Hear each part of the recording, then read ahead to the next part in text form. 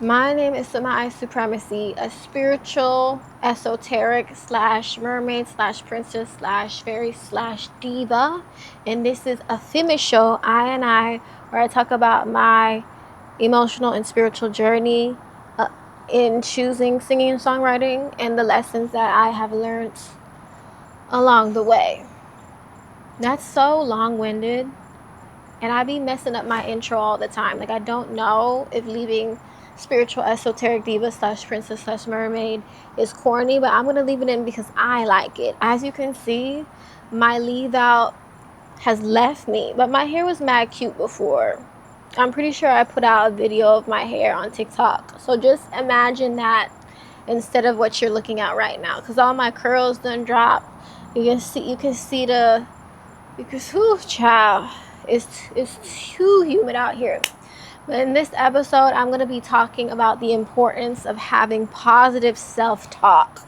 Don't talk to yourself crazy. But before I get into that, roll the intro. It's and I created my world. So y'all know how I do. I always do my hair. Obviously, my hair is... And I always do my makeup. So I got to give y'all a makeup cam. Let me flip my little camera roozies. Hold on. Oh, Lord, give me the strength. Okay.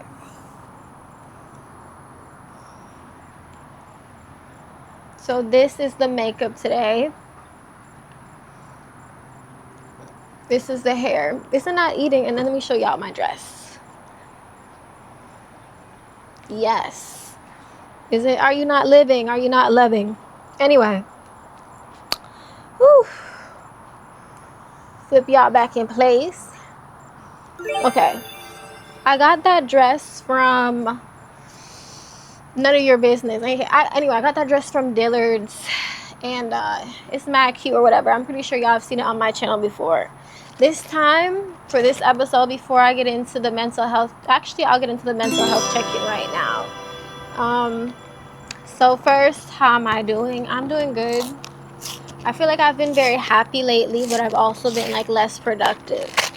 That's kind of like a thing for me. But how are you? How are you doing? How are you feeling? How was your weekend? Are you well? Today, I'm going to be eating some strawberry cheesecake. Ice cream pops.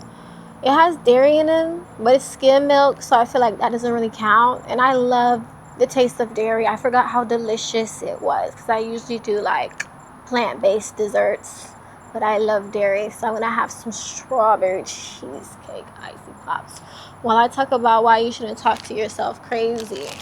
So yeah. Okay. Let me give y'all first little taste test and see if she's any good. Oh. Whoa. What? I don't know, but these are actually super good. Whoa.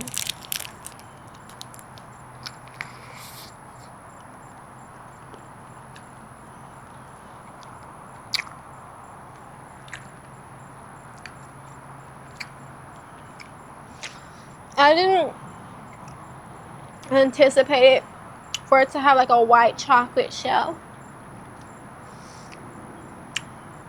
And they're kind of sweet. I usually like my desserts like less sweet. I like a hint of sweetness, but this is good, but it's almost like too good. You know what I mean?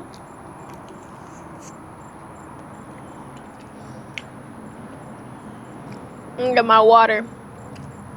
Oh my god, I almost spilled it on myself. I don't know that I want to finish it because it's so sweet.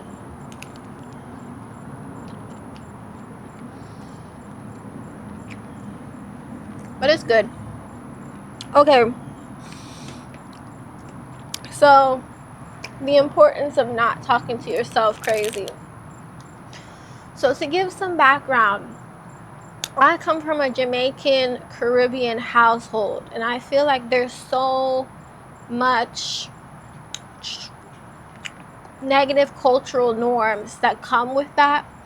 And one of those things is the way parents and authority figures speak to children. I think it's a big problem in the Caribbean community, and I also think it's a big problem in the Black community at large. Like, adults talk to kids so crazy, and it's not okay. And I also think authority figures on some level understand that the way they talk to their kids is crazy, because what do they say when they'll get into it with each other? Like when a mother gets into it with, your auntie or something, they'll be like, I'm not one of your kids, don't talk to me like that. Because it shows that they recognize that the way they talk to kids is crazy, and I don't think that's okay. But if you're used to being spoken like this, me personally, I am. Oh my god, my ice cream is melting so fast.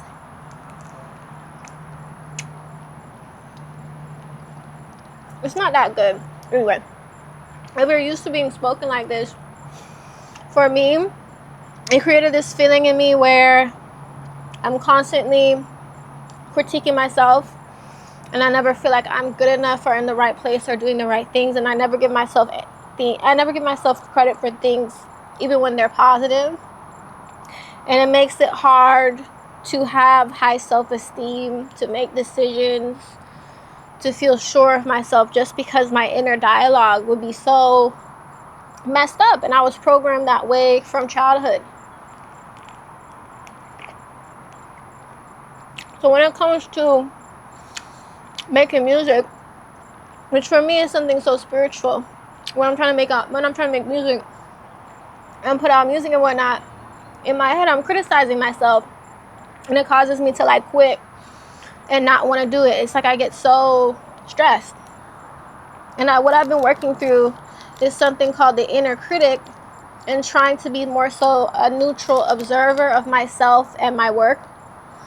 It's something my therapist told me about.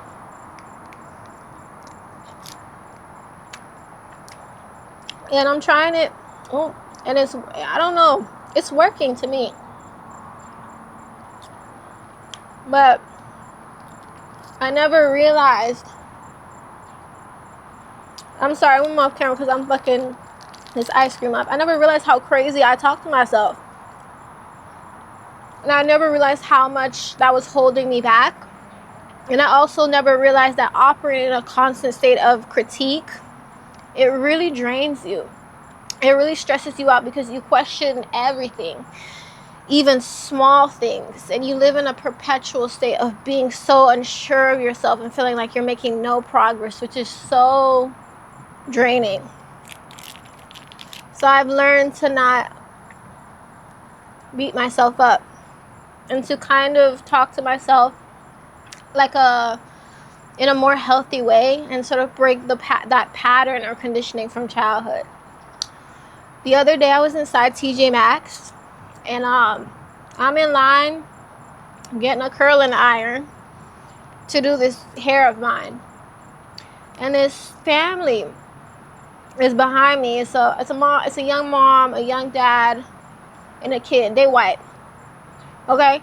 And the kid, it's about like 10 o'clock in the morning, or it's like 10:30, 11 in the morning, right? The kid is like, I'm hungry. And rather than the parents responding in like annoyance, or like, little nigga, you just ate, or little boy, you just ate earlier, we just had breakfast, they're like, okay, you want dad to stay in the line and he'll check us out, and we'll go outside and have a popcorn. And it's so like the way they were talking to him was so nice. And honestly, my first response was to be sort of like almost like annoyed, because if I were a parent, because it's like, you just ate. But they responded with such softness and such kindness, and I really think that's how I want to talk to myself. I see parents online who have good relationships with their kids.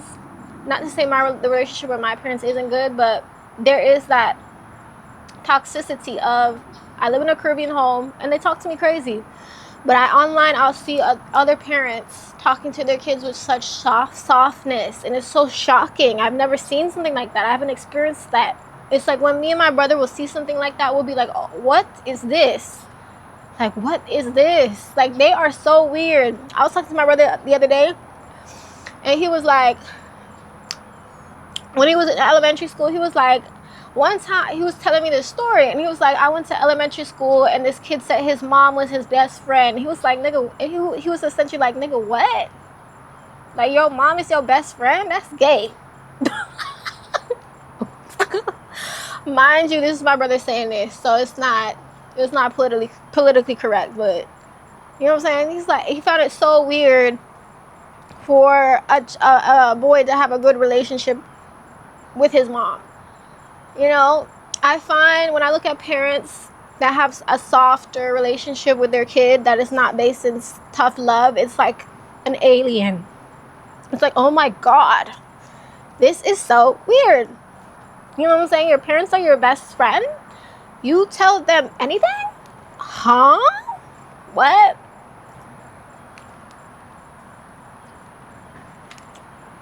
It's not that good, y'all. It's not that good. I promise. Also, they're getting melted because, you know, I'm outside. I'm outside with your babe. I'm outside with your boo. But anyway, so I've been trying to talk to myself more softer and be a neutral observer, because I realize it breeds kids. When you look at certain studies, kids that are talked to with a level of kindness, with a level of healthiness, it breeds more successful children. They go after the things they want. They're more securely attached. They're more sure of themselves. And that's what I want to exude, and that's what I'm exuding. So I talk to myself how I would have better, softer, and I treat myself a lot softer, and I think that's very important. I think a good example of a personality type of just coming from like a very maybe healthy home, this is me looking on the outside because obviously I don't know these people's business, is maybe Nick from Love Island. When you see his mom, his brother, he don't got no brother, a sister. When you see his mom, his sister, his family, they look like they have such a soft, loving family, and it looks like his parents did not talk to him crazy, and he just seems to be a more confident person. And I think I think it can be attributed to the kind of love he was given in childhood, of being encouraged and not harshly criticized. So I think it's really important, if you didn't receive that growing up, to give it to yourself. And it's important for me to give that to myself, because if I don't, I can't really do my music. Like, it's just now that I'm coming back to music, but when I was first, you know, trying to really focus and write songs, I was so critical of myself that I couldn't finish them or keep going or be consistent with enough. I would just get so frustrated and just crumple it up and stop, you know. And I took a long break, but now I'm back, and I can't say that I'm consistently writing complete songs, but I'm consistently like marking my ideas. I'm singing more often. I'm focusing on not being so critical of myself, so I can have the space to create. I feel like not being hypercritical gives you the safe space to express your inner child and create, and that's what I'm doing for myself. I don't know what to do with this ice cream package, so I'm just gonna put it there. I'll throw it. Y'all, I dropped all my damn ice creams. It's a travesty. They're all melted, by the way, or melting, because it's so incredibly hot outside. It's so hot. It's so humid outside on this Sunday afternoon. But anyway, what was I saying?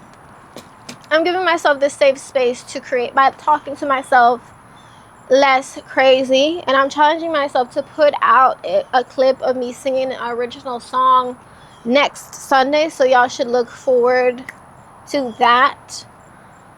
But yeah, I really think that is super important. Don't talk to yourself crazy, because it's only keeping you stuck anyway. It's not doing anything for you. It's just literally an unconscious pattern from your childhood that you're now taking with you and unconsciously replicating, and it's keeping you safe. It's making you unsure of yourself. It's making you unconfident, it's making you incompetent on top of that, because it feels like you can't do anything right. But I feel like if you're kinder, it creates a space for you to like grow and express yourself. Anyway, with that being said, this video is already long as fuck, long as hell. I'm gonna dip because I gotta get these ice creams into the freezer. Like, damn, I did not expect my hair to get that messed up. I've been out here for like 15 minutes. Look at this. It's ravaged me. Oh my god, the weather has ravaged me. You know what I'm saying? And I use the Amika spray, and this is, it's still, you feel me? I used the Amika spray. I used hairspray on top of that says anti-humidity control. I did. And look, my leave-out has left me. How could my leave-out betray me in such a way when I spend so much money on my expensive products for my leave-out to stay with me, to stay within my arms, to stay seamlessly blended into my kinky body wave hair? How could this happen to me? I feel betrayed. Anyway, I'm gonna go. Be sure to like, comment, and subscribe. Be sure to like, comment, and subscribe. And stay tuned for that clip that I have coming out next week. And also, it's like really hot outside. Okay. Smooches.